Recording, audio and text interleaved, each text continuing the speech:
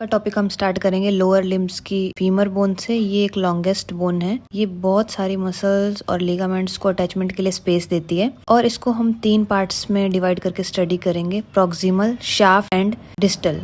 Proximally हम पढ़ेंगे head, नेक, greater, laser ट्रोकेंटर्स, trochanteric क्रेस्ट्स। तो सबसे पहले स्टार्ट करते हैं हेड से। हेड जो है वो आर्टिकुलर कार्टिलेज से कवर्ड होता है जो कि एसिटाब्युलम कैविटी पे जाके कनेक्ट होता है और हिप जॉइंट फॉर्म करता है। बट यहीं पे एक छोटा सा स्पेस होता है जो आर्टिकुलर कार्टिलेज से नहीं कवर्ड होता है, उसको बोलते हैं फोविया, और वहाँ पे जो है लिगामेंटम टेरेस जो है अटैच होता है। नेक्स्ट है नेक। जैसे कि आप देख पा रहे हो, हेड के नीचे वाला जो पार्ट है वो नेक है। हेड और शाफ्ट को जो कनेक्ट करने वाला पोर्शन है उसको हम नेक बोलते हैं। ये सिलेंड्रिकल शेप का होता है जो मीडियल और सुपीरियर डायरेक्शन में प्रोजेक्ट करता है।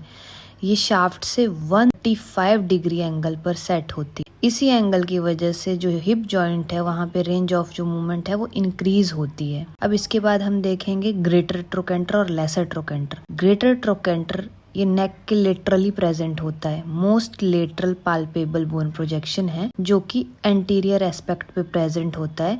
ये ग्लूटियस रीजन में प्रेजेंट होता है। यहाँ से काफ़ी मसल्स जो है वो अटैच होती है, जैसे कि gluteus medius, gluteus minimus, performance muscles. इसी पॉइंट का अवल्जन फ्रैक्चर होता है जब gluteus medius muscle forceful contraction करती है।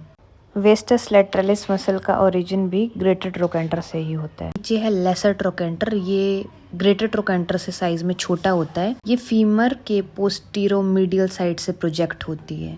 ये नेक और शाफ्ट के जंक्शन के इंफीरियरली प्रेजेंट होती है और यहाँ से जो इलियोसोआस मसल्स हैं ओरिजिन होता है और उसी की फोर्सफुल कॉन्ट्रैक्शन की वजह से लेसर ट्रोकेंटर का जो है फ्रैक्चर हो सकता है। अब आप देखिए इंटर ट्रोकेंट्रिक लाइन, एक बोन का रिज है इन्फेरोमीडियल डायरेक्शन में जो रन कर रहा है।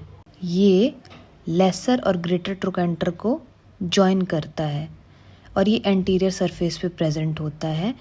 और जब ये पोस्टीरियरली आपके लेसर ट्रोकेंटर से पीछे की तरफ पोस्टीरियरली प्रोजेक्ट करता है तो ये पेक्टिनियल लाइन फॉर्म करता है। यहाँ पे इलियोफिमोरल लिगामेंट अटैच होता है, स्ट्रॉन्गेस्ट हिप लिगामेंट बोलते हैं उसको। एंटीरियरली हिप जॉइंट कैप्सूल पे ये अटैचमेंट देता है। नेक्स्ट है इंटर ट्रोकेंट्रिक क्रेस्ट। ये पोस्टीरियर सरफेस पे क्रेस्ट फॉर्म करता है, यानी कि बोनी रिज जो 2 ट्रोकेंटर्स को कनेक्ट करता है। राउंडेड ट्यूबरकल इसके सुपीरियर हाफ पर होता है, उसको बोलते हैं हम क्वाड्रेट ट्यूबरकल। यहाँ क्वाड्रेटस फेमोरस मसल्स जो है अटैच होती है। पढ़ेंगे हम fractures of proximal end of femur. तो इसमें जो नेक फ्रैक्चर्स हैं वो दोनों तरह से हो सकते हैं, हाई एनर्जी फॉल्स और लो एनर्जी फॉल्स की वजह। जो लोअर एनर्जी फॉल है वो मोस्टली ओल्ड एज पीपल में होता है और उनमें क्योंकि ऑस्टियोपोरोटिक बोन्स होती है जिसकी वजह से वो लो एनर्जी फॉल्स हो सकते हैं उनमें। और यंग पेशेंट्स में मेजरली हाई एनर्जी फॉल्स की वजह से होता है।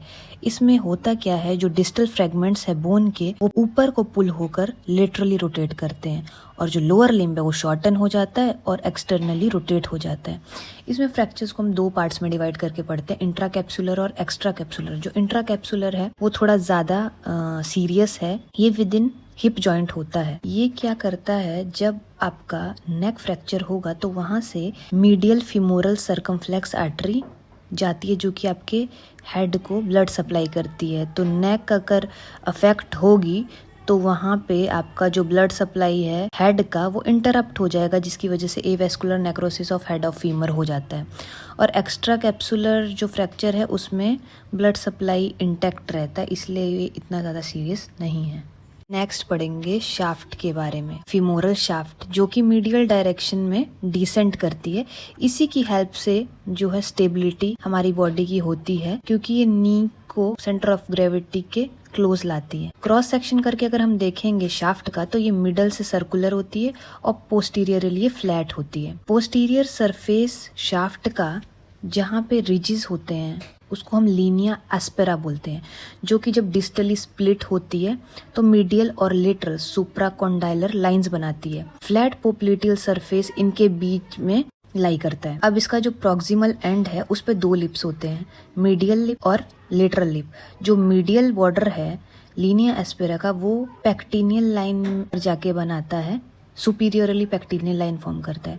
और जो लेटरल बॉर्डर है वो ग्लूटियल ट्यूबरोसिटी फॉर्म करता है, जिसको हम ट्रोकेंट्रिक लाइन भी बोलते हैं। और पेक्टिनियल लाइन को हम स्पाइरल लाइन भी बोलते हैं।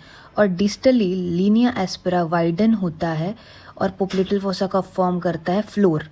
और मीडियल एंड लेटरल बॉर्डर्स जो है मीडियल और लेटरल सुप्राकॉन्डाइलर लाइंस को फॉर्म करते हैं। और ये medial supracondylar lines adductor tubercle पर एंड हो जाती है, जहाँ पे कि एडक्टर मैग्नस अटैच होता है। अब हम पढ़ेंगे शाफ्ट के फ्रैक्चर्स के बारे में। इसमें भी लो एनर्जी फॉल्स और हाई एनर्जी फॉल्स की वजह से ये होते हैं। ये स्पाइरल फ्रैक्चर होते हैं जिसमें कि लेग शॉर्टनिंग होता है।